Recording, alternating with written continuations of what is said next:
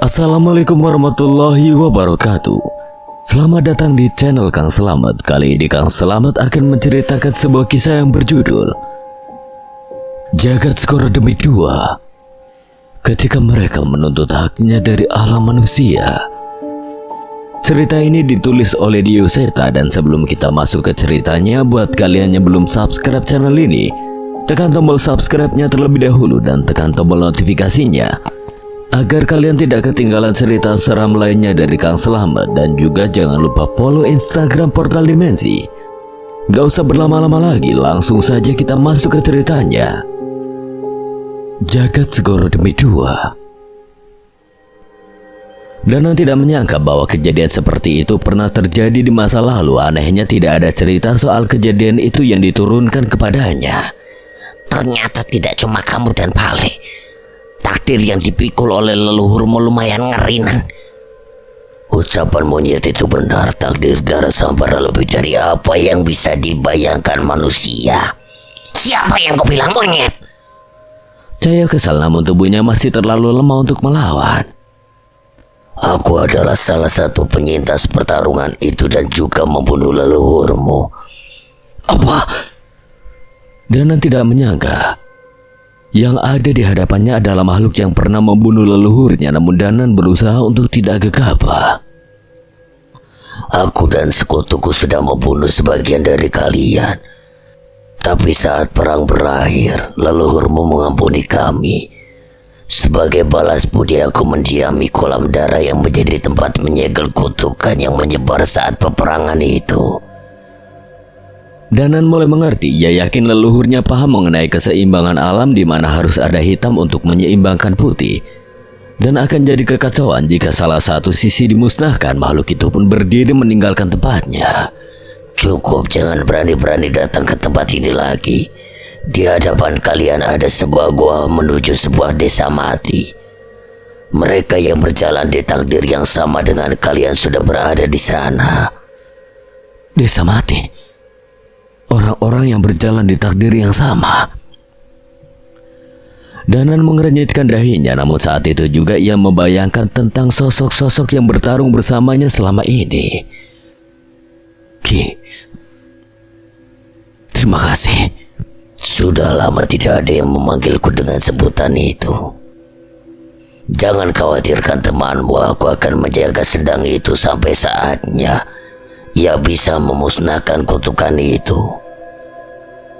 Danan menatap sosok itu sampai menghilang di kegelapan gua. Sosok mengerikan yang sama sekali tidak bisa ia tebak. Matahari pun terbit saat Danan dan Cahaya berhasil menghilangkan kutukan dari tubuh mereka dan yang lain. Walaupun kutukan itu sirna, luka-luka yang disebabkan olehnya tetap membuat mereka kesulitan. Danan berdiri di hadapan gua terowongan yang mengarah ke desa mati itu untuk sedikit mencari tahu. Tapi tiba-tiba Danan terjatuh. Ia merasakan sesuatu yang membuat tubuhnya merasa begitu berat dari dalam gua itu. Rizal segera menghampirinya menanyakan apa yang terjadi. Kamu ingat perasaan yang muncul dari dalam terowongan ini? Rizal membuka telapak tangannya dan mencoba merasakan sesuatu dari terowongan itu.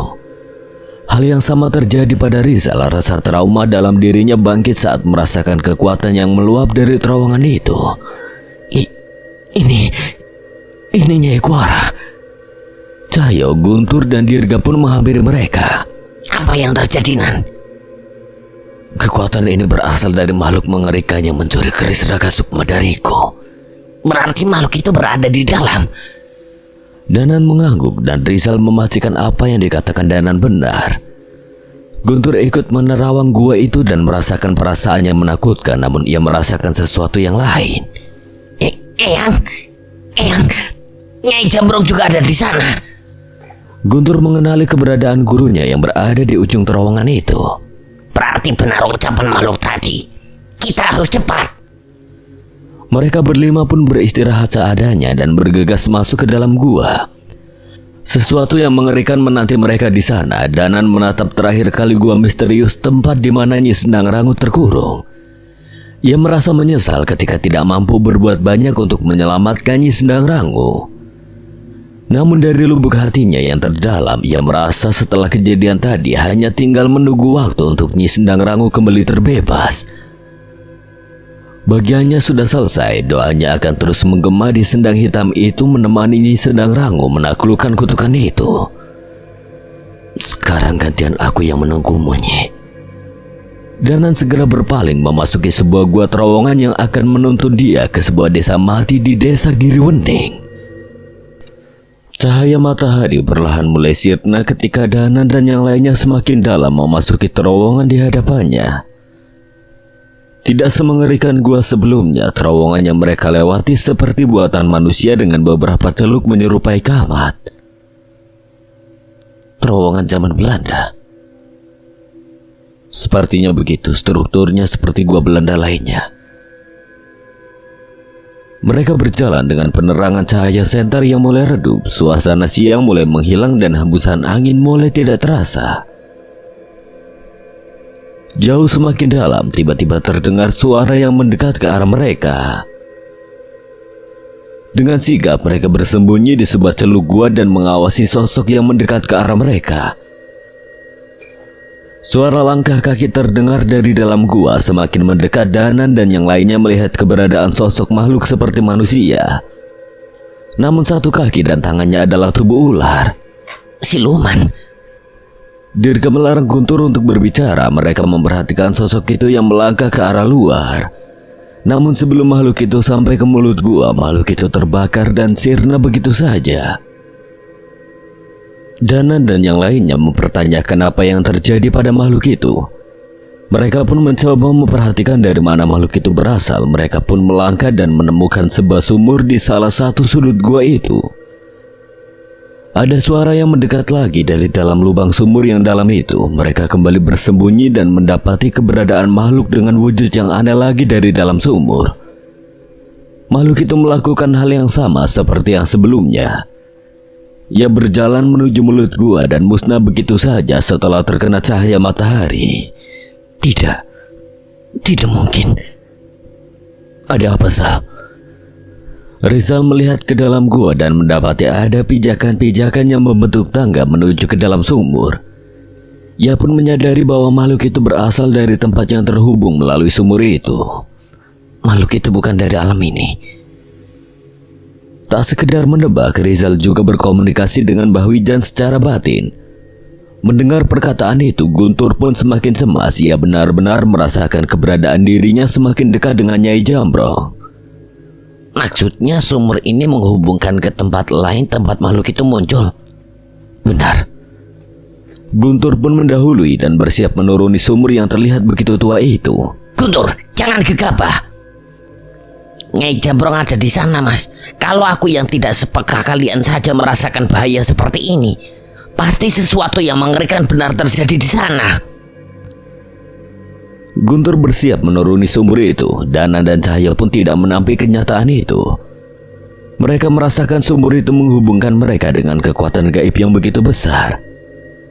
Sebenarnya apa yang terjadi di sana, Sal? Eyang sama Panji sudah dalam perjalanan ke tempat ini. Makhluk-makhluk tadi mereka berasal dari Jagat Segoro Demit. Maksudmu gerbang Jagat Segoro Demit sudah terbuka? Malam sebelumnya, Nyai Jambrong mengusap air matanya. Terlihat matanya begitu sembab meratapi apa yang terjadi padanya di malam itu. Matur nuwun Gusti, matur nuwun kangge kabeh sing kedadian ing wayah wengi iki. Nyai Jambrong menyudahi tangisannya dan berdiri dengan tegar. Ia mulai melangkah menuju teman-teman yang telah menantinya. Tidak ada perkataan apapun di antara mereka. Senyuman kecil di bibir Mbok Sar dan yang lainnya mengisyaratkan bahwa mereka mengerti akan apa yang terjadi pada Nyai Jambrong. Mereka pun melangkah lebih dalam menuju tujuan mereka. Nyai Jambrong sempat sesekali menoleh ke arah desa. Saat itu bukan desa mati yang terlihat di matanya. Ingatannya membuat ia melihat desa Giriwening di zaman dulu, tempat di mana ia memulai kisah cinta dengan kekasihnya. Langkah kaki mereka membawa mereka menuju komplek pemakaman tua yang ditumbuhi ilalang. Mbah Jiwo dan Bliwaja membuka jalan dengan menyibakkan ilalang itu. Berhenti. Boksar menyadari sesuatu. Ia berjalan ke salah satu arah dan menemukan sebuah jasad tanpa kepala di sana. Sesuatu baru saja terjadi. Kang Jawir mendatangi jasad itu dan menyadari bahwa kepala itu terpisah bukan dengan senjata tajam, tapi dengan tarikan yang begitu kuat. Ini teh bukan ulah manusia. Saat itu ada perasaan yang aneh menyelimuti mereka.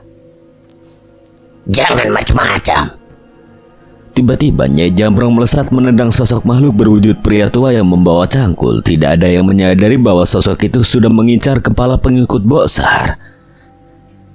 Harus ada bayaran. Kalian tidak bisa memasuki tempat ini tanpa bayaran. Jadi jasad pemuda ini adalah bayaran yang diberikan oleh seseorang. Tidak ada bayaran lagi yang akan kau terima, makhluk laknat. Keempat pengikutnya bersiap menunggu perintah Boksar, namun Boksar menahan mereka dan mengeluarkan sebuah botol kecil. Ia pun mengeluarkan sebuah pil hitam dari botol itu dan memasukkan ke dalam mulutnya. Sadar akan apa yang dilakukan Boksar, Nyai Jambrong dan yang lainnya pun mundur. Sebuah mantra dibacakan oleh Boksar sambil mengunyah pil hitam itu. Pahit mulut Kang Jawir, pahit. Kang Jawir merasakan keanehan. Bah Jiwa pun menarik Kang Jawir untuk ikut mundur.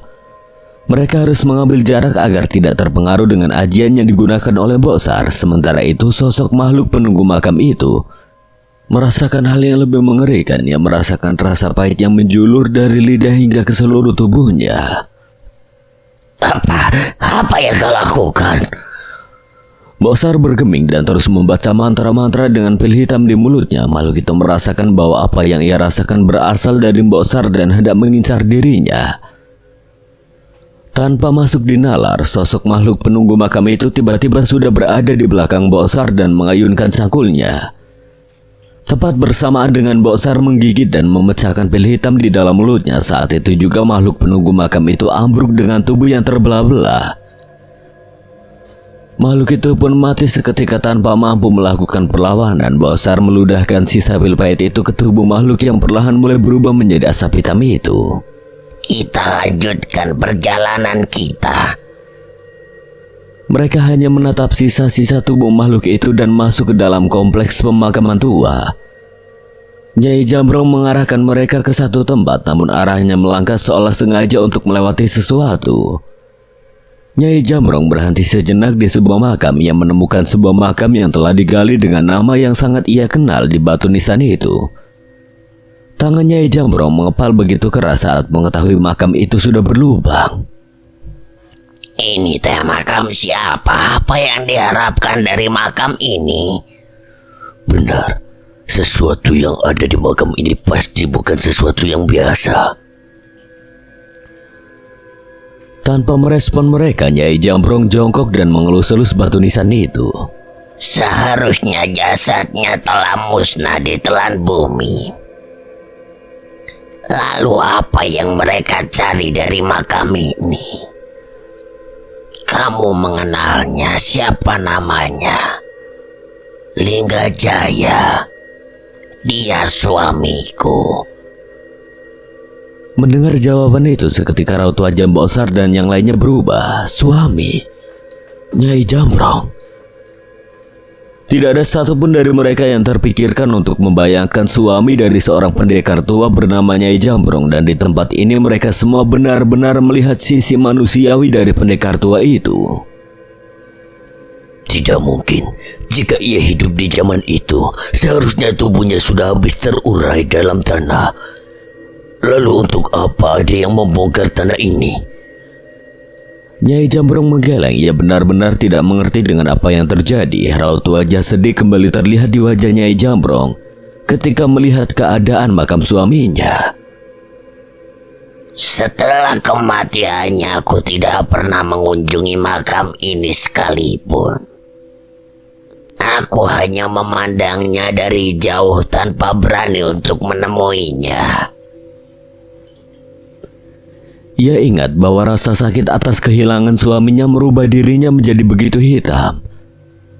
Takut larut akan kesedihan dan merasa malu akan jalan hitam yang ia tempuh membuatnya memutuskan untuk tidak mengunjungi makam suaminya lagi. Walau begitu, tidak ada petunjuk yang bisa didapatkan dari sana. Hanya satu tempat yang tersisa di desa itu yang mungkin terdapat apa yang mereka cari. Nyai Jambrong pun kembali berdiri dan memimpin mereka menuju tempat yang tertutup ilalang tinggi dengan ujungnya sebuah gua yang begitu tua. Sepertinya mereka juga masuk ke sana. Beliau aja masih penasaran dengan sosok yang datang lebih dulu sebelum mereka. Benar, kita jangan membuang waktu lagi. Beliau aja sempat tertahan saat memasuki gua itu yang merasakan perasaan yang begitu kelam dari dalam. Ada yang melakukan ritual. Ia mendentingkan cawan kuningan di tangannya. Suara denting dari cawan itu menggema dari mulut gua. Namun gelombang dari kekuatan putih dari gema itu tidak mampu menembus ke dalam gua. Ini kekuatan dari alam lain. Nyai Jambrong dan yang lainnya mengerti maksud beliau aja. Mereka masuk lebih dalam melewati gua yang membentuk sebuah terowongan itu. Ada celuk berbentuk seperti kamar-kamar kecil yang dihuni oleh makhluk-makhluk mengerikan. Mulai dari sosok nenek tua berpakaian Belanda yang sedang memainkan rambutnya hingga prajurit Belanda yang menenteng kepalanya sendiri. Saat mereka melintas, sosok nenek yang berpakaian Belanda itu keluar dan menatap mereka dari belakang. Bosar dan yang lainnya menyadari hal itu dan menoleh. Hentikan mereka. Yang mereka lakukan akan menghancurkan alam kalian. Sosok nenek itu berkata dengan wajah datar. Di sisi lain, prajurit tanpa kepala itu keluar dari tempatnya dan memperingatkan mereka. Yang akan mereka dapatkan tidak akan sebanding dengan apa yang dikorbankan. Bosar mendekat ke arah nenek tua itu, sementara beliau aja mendekat ke arah prajurit Belanda itu. Siapa yang kalian maksud? Sepasang manusia muda, mereka mencuri kekuatan dari alam lain yang selama ini tersegel. Nenek itu menjawab, namun setelahnya ia kembali ke tempat persembunyiannya. Mereka hanya akan menjadi bagian dari kami jika terus melakukan niatnya. Suara dari kepala yang ditenteng oleh prajurit itu memperingatkan beliau aja. Roh itu hanya mendekat sesaat sebelum akhirnya kembali ke tempat di mana roh mereka terikat. Walaupun begitu, peringatan dari mereka sudah cukup untuk menjelaskan situasi di sana. Semakin dalam mereka melangkah, semakin firasat buruk mengusik mereka. Ada cahaya samar dari sisi terdalam gua. Perasaan aneh itu berasal dari sana. Pemandangan yang megah dan mengerikan pun terlihat di hadapan mereka. Gua yang begitu gelap berujung pada sebuah tempat yang begitu besar dengan keberadaan candi yang tersembunyi di dalamnya. Akar dari pohon besar merambat menyembunyikan satu-satunya celah cahaya yang masuk ke dalam gua itu. Gila, candi pemujaan. Bosar tidak menyangka dengan apa yang ia lihat, sementara Kang Jawir hanya menganga melihat pemandangan yang begitu megah sekaligus mengerikan itu. Saat Mbah Jiwo mendekat, tiba-tiba ia terjatuh. Sesuatu yang begitu hitam menekan tubuhnya dan membuatnya merasa begitu berat. Ada kekuatan yang menyelimuti tempat ini. Beliau aja juga mencoba mendekat. Ia berhasil berjalan beberapa langkah, namun ia pun terpental, tidak mampu menembus kekuatan yang meluap di sekitar candi itu. Bosar. Beliau aja menyadari sesuatu yang meminta Bosar mendekat dan memeriksa tempat itu. Ada yang aneh. Apa yang kita lihat tidak seperti apa yang terjadi sebenarnya. Ada peperangan tepat beberapa langkah di hadapan kita. Beliau aja sempat melihat beberapa saat ketika melangkah ke depan. Bosar pun mengerti. Ia meminta para pengikutnya menyiapkan perlengkapan ritualnya. Ada sebuah tempayan yang diisi air dengan beberapa jenis kembang. Ia membacakan mantra dan menuangkan beberapa tetes ramuan pada tempayan itu. Seketika wajah Bosar terlihat pucat. Ia melihat ke depan mereka, kembali melihat ke arah tempayan dan memastikannya berkali-kali. Ia melihat keberadaan pasukan demit hanya beberapa langkah di hadapannya. Pasukan demit itu menatap mereka semua dari balik tirai kekuatan itu dengan beringas seolah menunggu aba-aba untuk bisa segera menghabisi Nyai Jambrong dan yang lainnya. Pasukan demit, mereka bukan makhluk dari alam ini. Apa maksudmu, Sar? Pasak manusia tertancap di dahi patung dewa di candi itu. Dua manusia bertahta di sana, seorang pemuda dan seorang perempuan. Ada sosok makhluk berwujud perempuan berpakaian kebaya, berwajah pucat dan mulut yang begitu lebar di tengah-tengah mereka. Ia menimang bayi hitam di tangannya. Keadaan ini artinya celah jagat Segoro Demit telah terbuka. Tidak mungkin. Bajiwa menggeleng mendengarkan penjelasan itu. Saat itu juga beliau wajah merubah wujudnya menjadi sosok Raganda yang begitu bengis. Kekuatan yang besar meluap dari tubuhnya. Kita tidak bisa membiarkan celah itu terbuka dengan lebih lebar.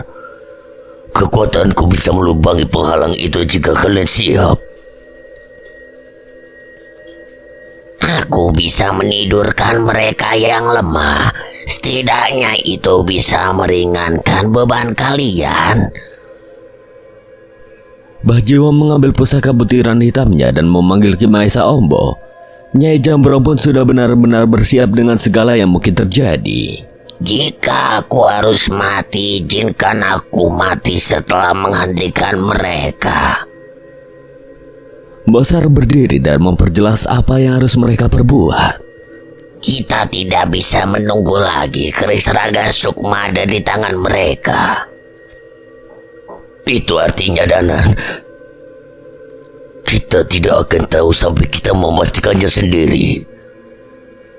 Suara raungan Raganda beliau wajah memecah keheningan di gua itu. Rasa cemasnya akan keadaan Danan membuatnya tidak perlu berpikir lagi untuk menembus tabir di hadapan mereka. Gelombang api yang besar membakar ruang kosong di hadapan mereka. Seketika hawa panas memenuhi gua dan suara mengerikan pun terdengar dari arah celah itu. Sekarang mereka menyerbu masuk ke batas gaib di hadapan mereka. Benar saja, berbagai makhluk sudah bermunculan di sana. Sebagian dari mereka tertidur begitu merasakan keberadaan Nyai Runtak. Namun mereka sadar bahwa ada alasan mengapa makhluk-makhluk itu tidak begitu saja menyerang mereka. Di tengah kerumunan pasukan demit itu ada seseorang yang bertarung dengan makhluk-makhluk berwujud mengerikan itu. Nyai Jambrong yang melihat kejadian itu seketika terdiam. Air matanya tiba-tiba menetes, tidak mampu percaya dengan apa yang ia lihat. Nyai. Bajiwa mencoba menahan Nyai Jambrong yang seketika berlari menembus kerumunan pasukan demit itu. Namun Nyai Jambrong tidak menggubris.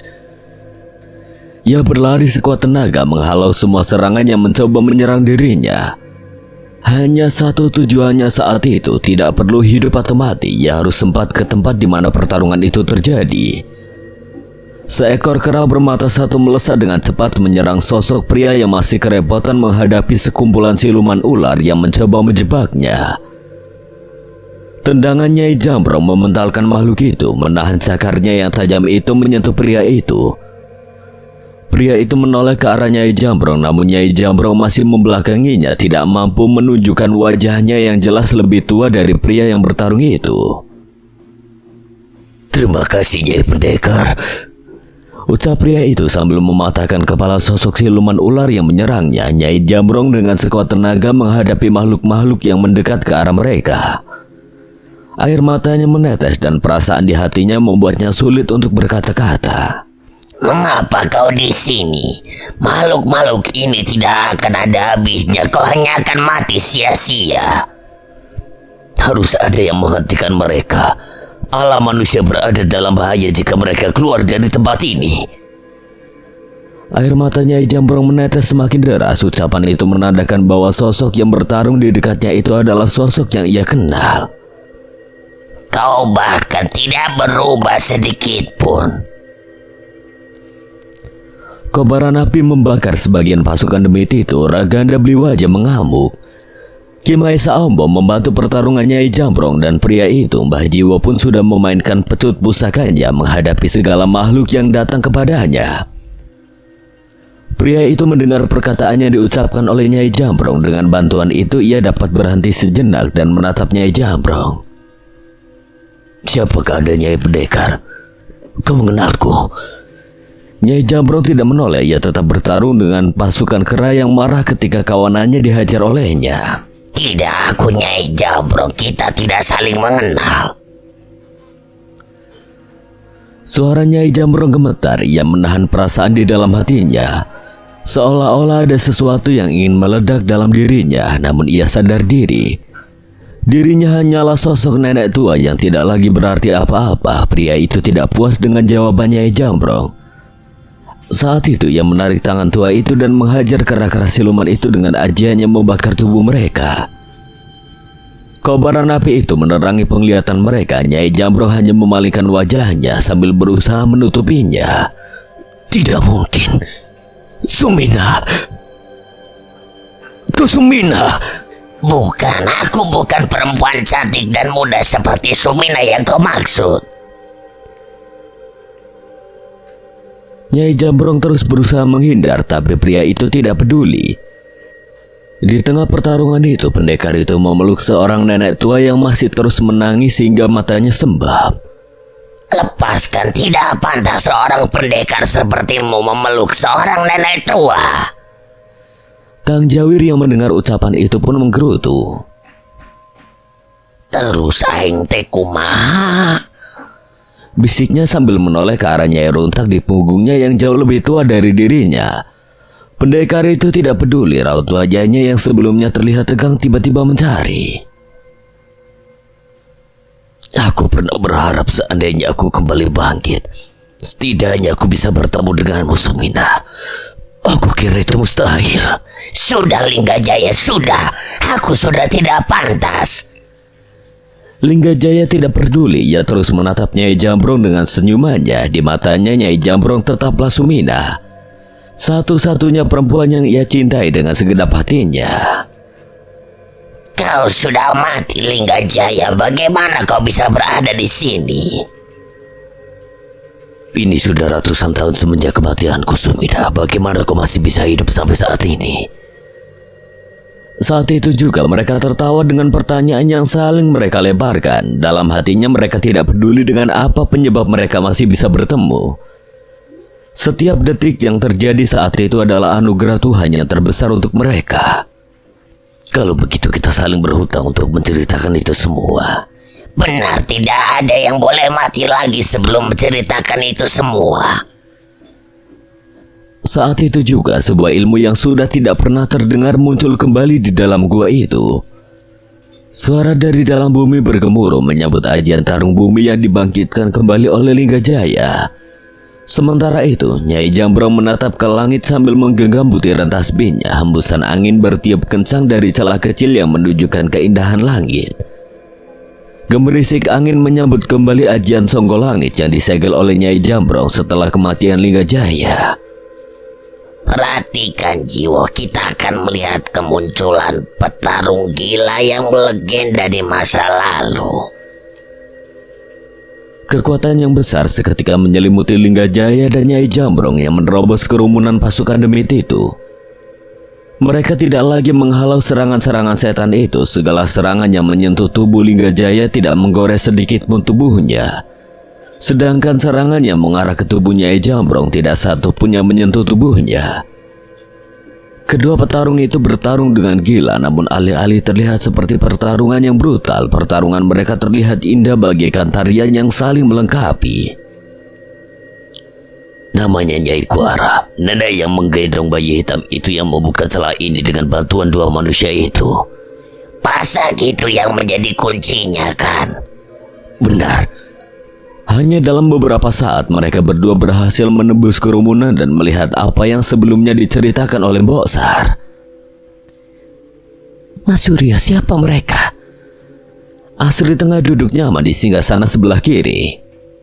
Entah Asri, yang pasti mereka ingin menggagalkan rencana kita. Nyai Kuara pun berdiri. Ia menyambut kedatangan Linggajaya dan Nyai Jambrong. Benar, mereka pengacau yang ingin menghalangi kita. Bayi di pelukannya itu segera menyadari kedatangan Nyai Jambrong dan Linggajaya. Dengan raut wajah kesal ia menoleh dan tatapannya memancarkan kekuatan yang begitu besar. Mata bayi itu membawa kutukan. Linggajaya melesat ke depan Nyai Jambrong dan melindungi kekasihnya itu dari tatapan bayi Kuara. Penglihatan Linggajaya memudar, tubuhnya merasakan rasa panas yang membakar, namun semua itu hanya sesaat. Ajian tarung bumi miliknya memulihkan raganya setiap kakinya menapak di tanah. Sementara itu, sumbu kekuatan sudah merasuk ke kepalan tangan Nyai Jambrong tepat saat Linggajaya menyingkir. Suara raungan harimau terdengar bersama pukulan Nyai Jambrong yang menghantam Nyai Kuara. Nyai Kuara terhempas jatuh ke belakang. Ia tetap berusaha melindungi bayi di gendongannya saat itu. Tak kusangka ada yang mampu menyaingi kekuatan kami di zaman ini. Kau salah, kami berdua tidak dari zaman ini. Nyai Jambrong menghantamkan tendangan bersama dengan hentakan kaki Linggajaya. Lantai singgasana itu hancur, namun Nyai Kuara sudah tidak ada lagi di sana.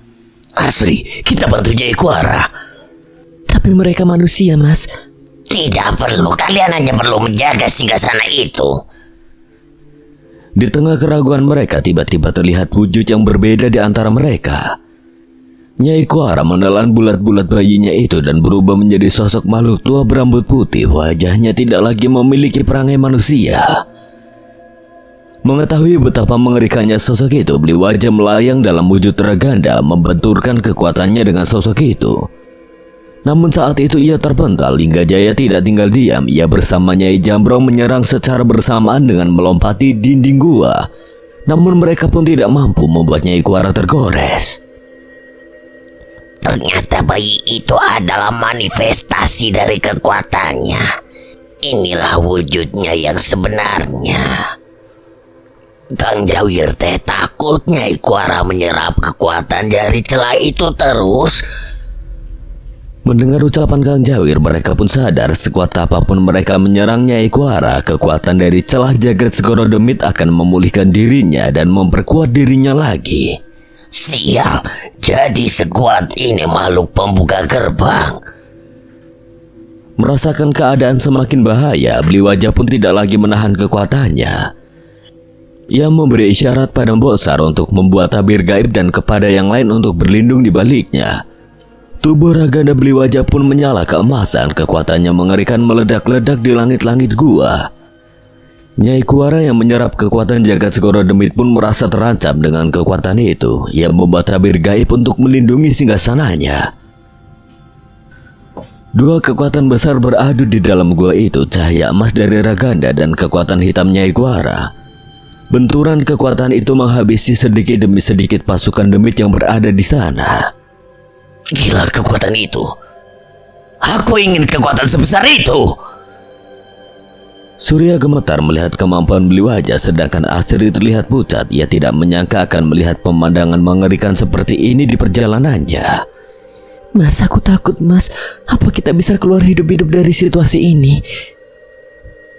Tidak, kita akan keluar dengan kesempurnaan. Nyai Kuara sudah menjanjikan kedikjayaan jika kita menyelesaikan lelaku ini. Astri masih gemetar. Ia beberapa kali menatap paku yang mereka ambil dari tubuh Linggajaya yang saat ini tertancap di dahi patung menyerupai dewa itu. Kalian teh manusia kan? Pergi dari sana. Kalian bakal mati kalau kalian terus berada di sana. Berisik. Kami tahu kalian ingin merebut tahta ini dari kami. Tidak akan aku biarkan. Astri yang mulai ragu ingin beranjak dari singgasana batu itu, namun Surya menatapnya dengan tajam. Sabar Astri, sedikit lagi. Nyai tidak akan kalah. Kekuatan yang begitu besar pun meledak. Cahaya emas bersinar pekat membutakan setiap makhluk yang melihat dengan mata. Saat cahaya itu menghilang, terlihat Beli Wajah terjatuh di tanah dengan darah yang bermunceratan dari mulutnya. Beli Wajah! Majiwa segera menjemput Beli Wajah dan membawanya ke dalam tabir gaib yang dibuat oleh Mbosar. Inilah batasku. Beli Wajah sekarat. Linggajaya dan Nyai Jambrong takjub melihat apa yang terjadi.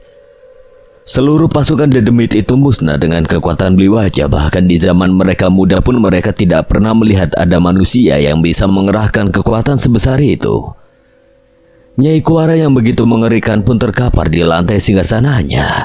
Terkutuk kau. Nyai Kuara merasakan rasa sakit yang tidak berkesudahan. Ia berusaha berdiri memulihkan dirinya dan memanggil kembali pasukan-pasukan demit dari celah jagat Segoro Demit itu. Tapi semua usahanya itu tidak membuahkan apapun. Apa yang terjadi? Rasa sakit dari serangan beli wajah masih menjalar di seluruh tubuhnya. Tidak ada satupun makhluk dari jagat Segoro Demit yang datang. Ia menoleh ke celah yang ia buka dan celah itu tidak lagi terlihat. Manusia brengsek, apa yang kalian lakukan? Saat itu Nyai Kuara menyadari bahwa pasak di dahi patung dewa itu sudah hilang. Siapa yang mampu mencabut pasak itu dari patung dewa? Mata Nyai Kuara pun segera menemukan Bajiwa yang kini menggenggam 2 buah pasak di tangannya. Aku pernah mencabut yang lebih sulit. Bajiwa memamerkan pasak itu dan pasak yang ia cabut dari Lulu Tirang. Saat itu Nyai Jambrong dan Lingga Jaya bersiap meninggalkan tabir gaib dan menghabisi Nyai Kuara. Namun sesuatu terjadi ketika mereka baru saja bersiap.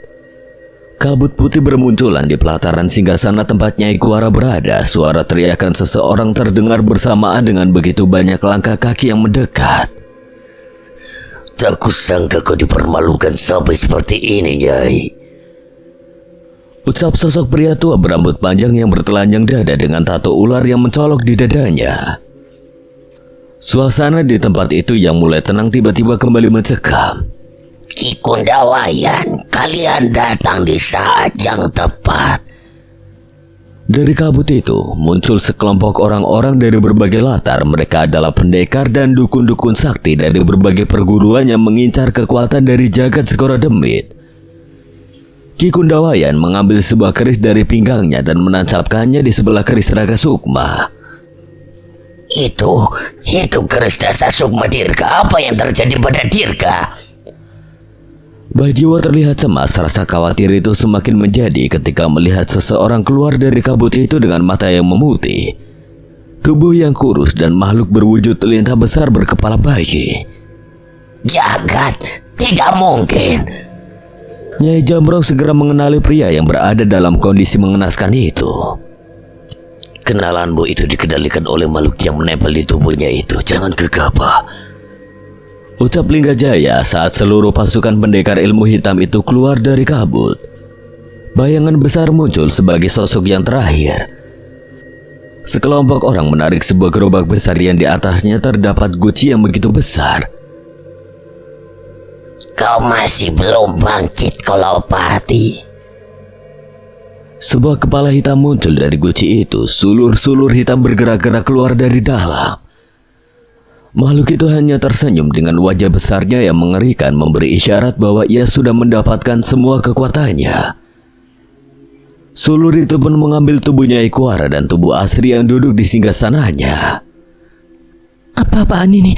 Makhluk apa dia, Nyai? Kau duluan, Asri. Bersyukurlah kau akan lebih dulu menjadi makhluk sempurna. Saat itu Kolopati membawa masuk tubuh Asri ke dalam gucinya bersama Nyai Kuara. Suara teriakan Asri pun terdengar begitu nyaring. Hentikan! Hentikan! Surya pucat seketika melihat kejadian itu. Ia beranjak dari singgasananya dan mulai ragu dengan apa yang terjadi. Tenanglah, temanmu telah disempurnakan. Tidak mungkin jika Asri sampai kesakitan seperti itu. Ucapan dukun itu terbukti ketika Asri muncul kembali dengan anggun dari dalam guci. Ia meninggalkan guci itu tanpa sehelai benang pun di tubuhnya. Rambutnya yang tergerai panjang memikat Surya seketika. Kau terpikat, bukan? Apa yang ia inginkan sudah ia dapatkan. Kini giliranmu. Surya yang ragu menjadi tenang ketika Asri yang berubah begitu cantik di mata Surya menjulurkan tangannya. Jangan tertipu, dia teh bukan Asri. Kobaran api yang menyala seketika mengarah ke arah Kang Jawir, namun tabir gaib Boksar menahannya dengan cepat. Diam dan tunggu giliran kalian di sana. Percayalah, aku sudah membunuh lebih banyak dari kalian untuk melakukan hal serupa. Semua itu tidak ada artinya. Mata Linggajaya terlihat kaget dengan ucapan Nyai Jambrong saat itu, namun ia memilih untuk menahan rasa penasarannya. Salah seorang dari dukun-dukun itu pun mendekat seolah mengenali Nyai Jambrong. Rupanya kau sang Nyai Jambrong yang gagal mendapatkan kekuatan dari jagat Skoro Demit dan dipecundangi oleh orang-orang bodoh.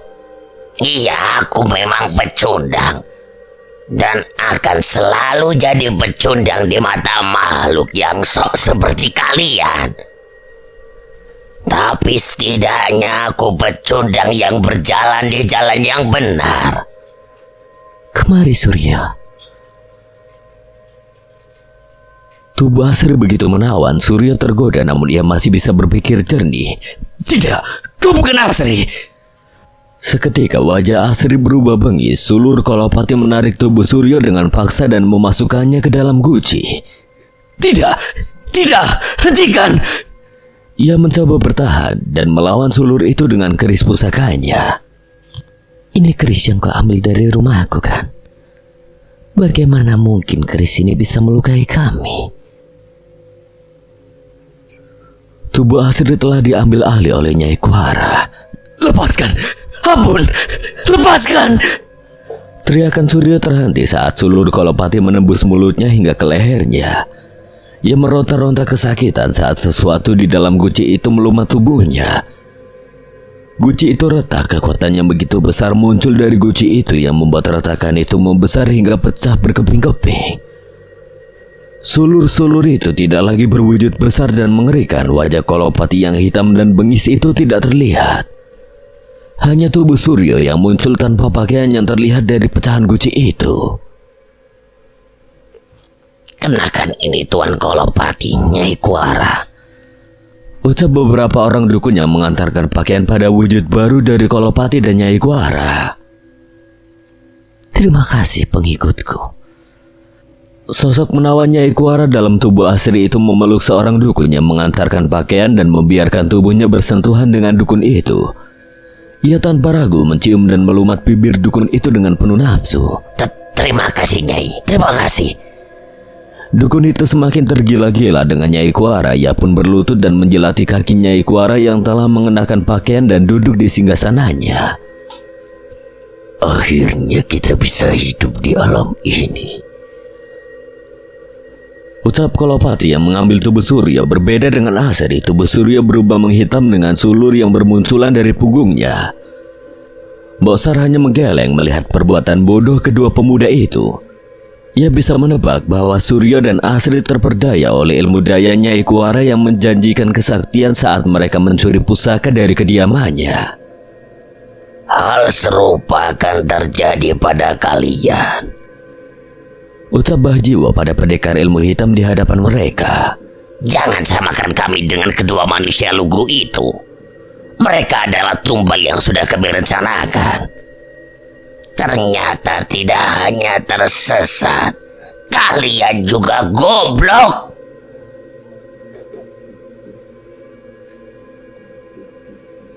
Sekarang saatnya kita habisi makhluk-makhluk sok ini. Perintah Ki Kundawayan yang berjalan memimpin pasukan itu. Siapa menyangka dengan satu perintah seketika sosok dukun dan pendekar ilmu hitam itu kesetanan. Matanya memutih dan kekuatan mengerikan merasuk ke dalam tubuh mereka. Tubuh mereka berubah begitu mengerikan. Bau mayat, bau amis, suara geraman makhluk buas berasal dari mereka yang melepas wujud manusianya. Inilah kami, kekuatan ini barulah cangkang. Kekuatan dari jagat Skoro Demit akan mengisi kami dan menjadikan kami makhluk kadewatan. Ucap sosok dukunnya, sebagian tubuhnya berwujud kerbau hitam. Hati-hati, kekuatan mereka teh tidak main-main. Kang Jawir tidak yakin bisa ngalahin mereka. Terus ngapain kamu ikut ke sini, Kang Jawir?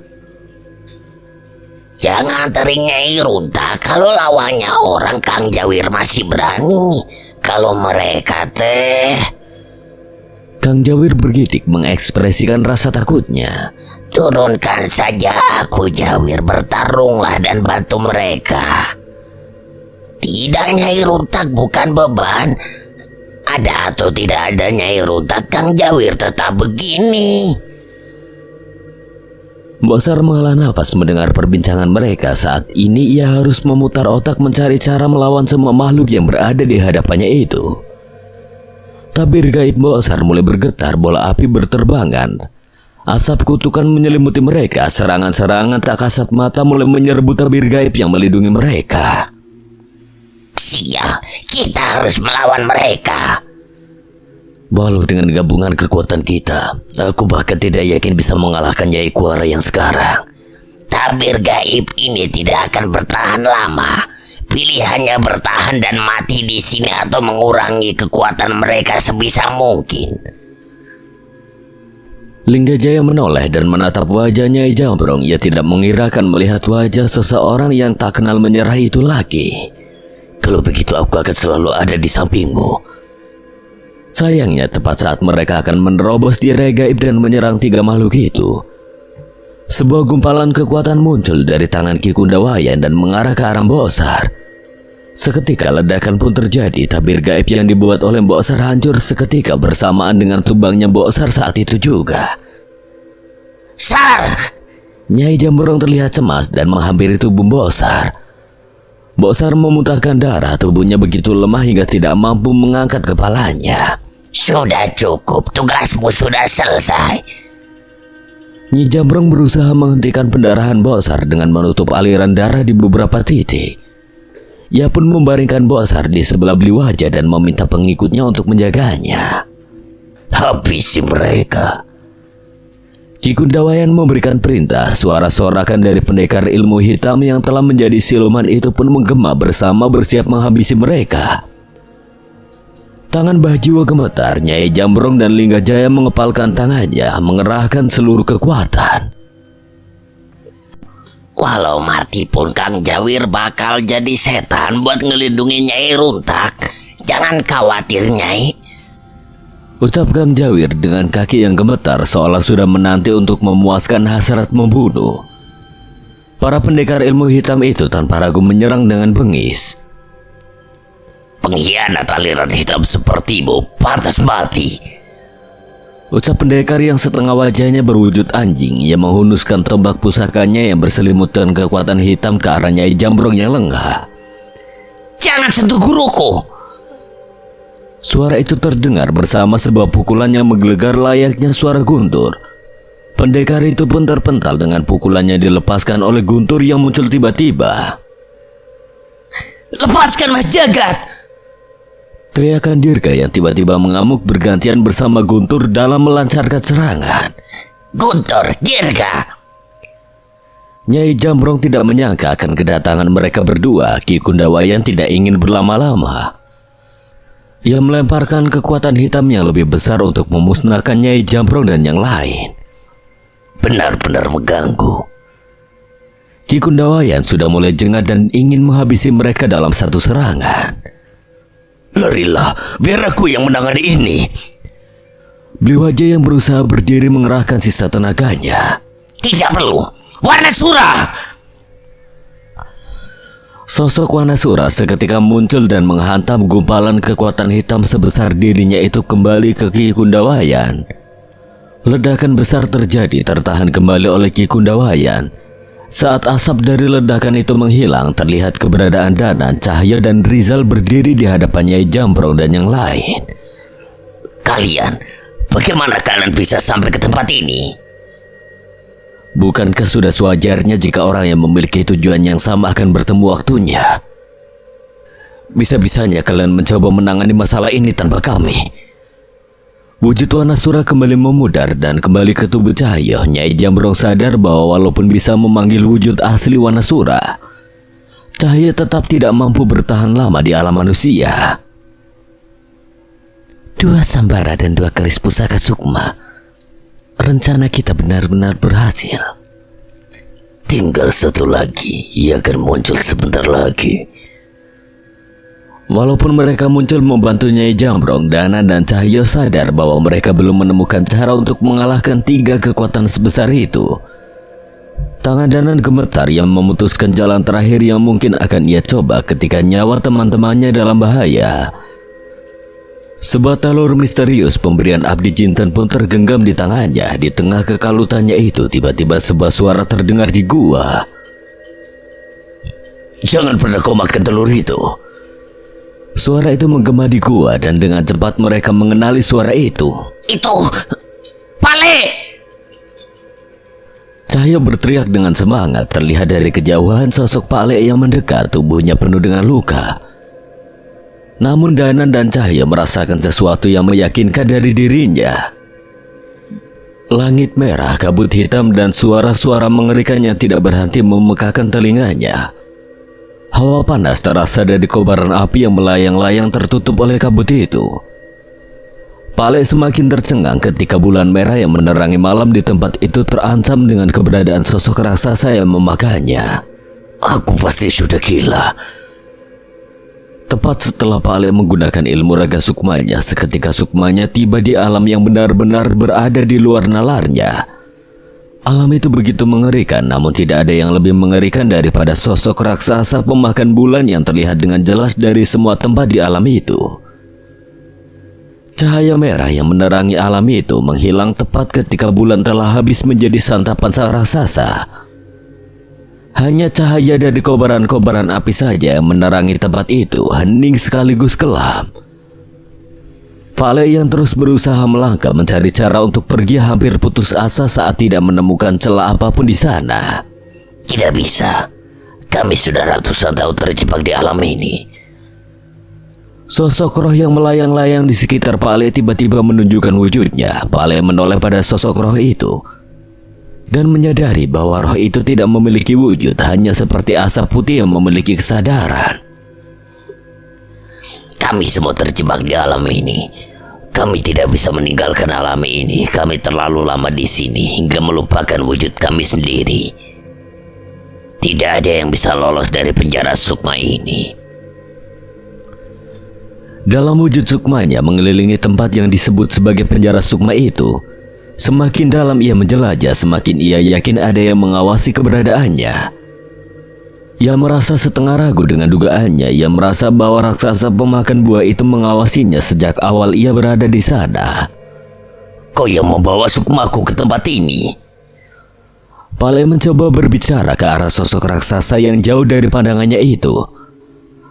Pale setengah ragu mengusik sosok itu. Ia tahu dengan benar bahwa jika sosok itu mendekat, ia akan terlihat begitu kecil dibandingkan dengan raksasa itu. Benar. Apa tujuanmu? Sama sepertimu mencegah kedua alam untuk menyatu. Alam manusia dan jagat Segoro Demit. Benar. Matilah di alam ini, dan mereka tidak akan bisa menjadikanmu tumbal untuk membuka gerbang penyatuan. Pale tercengang mendengar perkataan itu. Ia samar-samar sudah mengetahui akan keberadaan sekelompok orang yang ingin membuka gerbang jagat Segoro Demit dan menyatukan alam itu dengan alam manusia.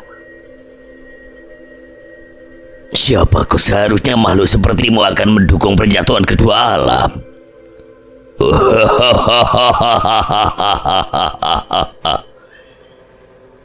Makhluk itu tertawa hingga seluruh penjara sukma bergetar.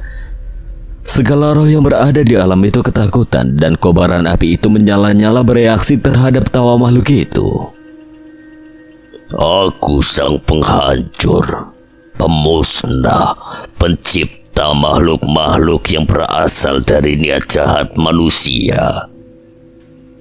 Akulah yang tergelap dari segala yang pernah ada. Pale yang pernah bertarung dengan berbagai jenis demit, jin, dan makhluk dari alam lain sangat sadar bahwa sosok di hadapannya adalah makhluk yang berbeda dari mereka. Apakah aku sedang berhadapan dengan makhluk dari alam kedewataan? Kau sudah mengetahuinya, akulah sisi gelap. Dan untuk menyatakan kegelapan, cahaya harus tetap ada. dan keseimbangan harus terus terjaga. Menyatunya kedua alam adalah kehancuran keseimbangan tatanan semesta. Pak Le tertegun mendengar penjelasan makhluk itu. Pernyataan itu membuat Pak Le yakin bahwa sosok yang berada di hadapannya bukanlah sosok yang harus ia hadapi. Apa mati adalah satu-satunya jalan untuk menghentikan semua ini? Makhluk itu menatap dengan tajam ke arah Pak Le dengan matanya yang bercahaya merah. Seketika sebuah penglihatan muncul di mana kepala Danan, jagat dan dirinya tertancap di tiang di tengah alun-alun desa. 3 pusaka sukma yang berlumur darah mereka menjadi kunci atas terbukanya gerbang jagat segoro demit. Kau akan mati, aku hanya memberimu pilihan. Mati di sana dan segalanya musnah, atau mati di tempat ini dan memberi kemungkinan pada manusia untuk dapat bertahan. Sukma Pak Le mulai melemah. Berhadapan dengan makhluk sekuat itu membuatnya kesulitan mempertahankan keberadaannya. Tidak heran Sukma yang berada di alam itu tidak lagi mengingat siapa dirinya dan menjadi kesadaran tanpa wujud. Ia membayangkan dirinya menjadi Sukma yang bergentayangan di alam ini dengan tubuhnya yang tertinggal di alam manusia. Ia membayangkan bagaimana bingungnya Bule, Cahyo dan Danan saat mengetahui keadaannya saat ini. Apa tidak ada cara lain? Penjara sukma bukan kurungan tanpa jalan keluar. Sekali lagi aku hanya memberimu pilihan. Semua sukma di alam ini memutuskan untuk memenjarakan diri mereka sendiri demi sesuatu yang mereka lindungi. Mencoba keluar atau tidak itu pilihanmu. Mampu keluar atau tidak itu kehendak langit. Tapi jika kesadaran sukma itu menyadari bahwa kepergianmu adalah ancaman, untuk apa yang mereka lindungi? Mereka tidak akan tinggal diam. Pak Le mulai mengerti situasinya. Emosi dalam dirinya memuncak membayangkan apa yang tengah terjadi di alam manusia. Tidak ada yang salah dari ucapan makhluk itu yang merasa frustasi saat mengetahui kematiannya adalah jalan terbaik untuk takdir manusia. Pak Le memilih untuk mundur dan mencari tempat yang paling tenang di alam yang penuh gejolak itu.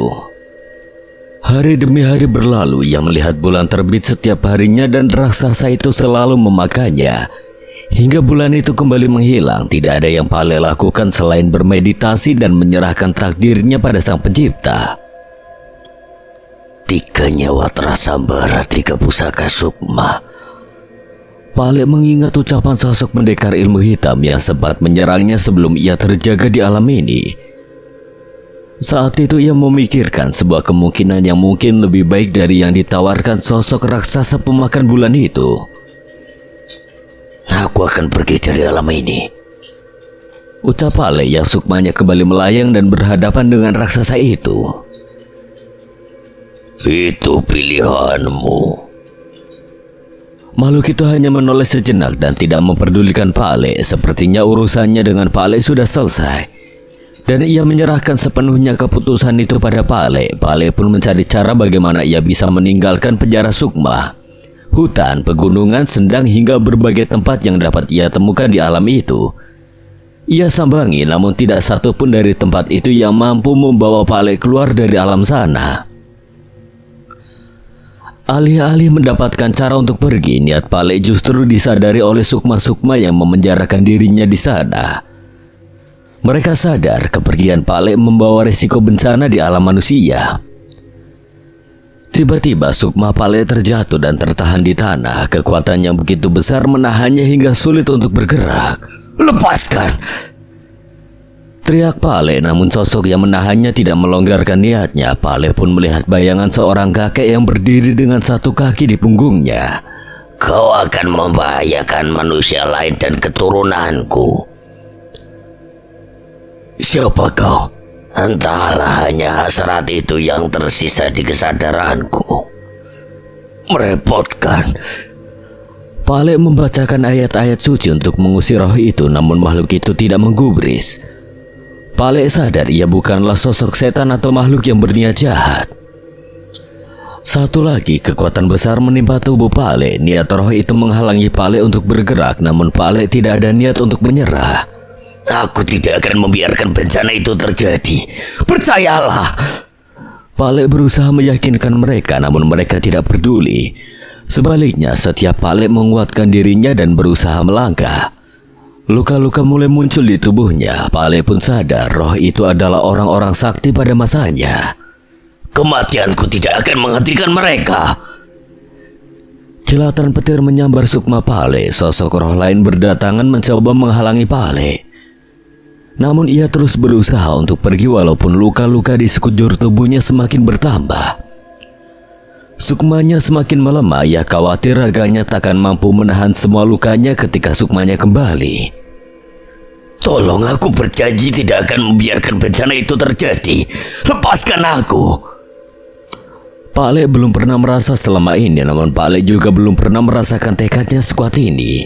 Kalau aku harus mati, setidaknya aku mati dengan memperjuangkan keyakinanku. Pak Lek yang terkapar di tanah berusaha untuk terus maju. Ia menyeret tubuhnya sedikit demi sedikit menahan rasa sakitnya, mencoba untuk lepas dari situasi itu. Namun sebelum kesadarannya menghilang, tangannya menyentuh kaki dari sosok makhluk yang duduk bersila.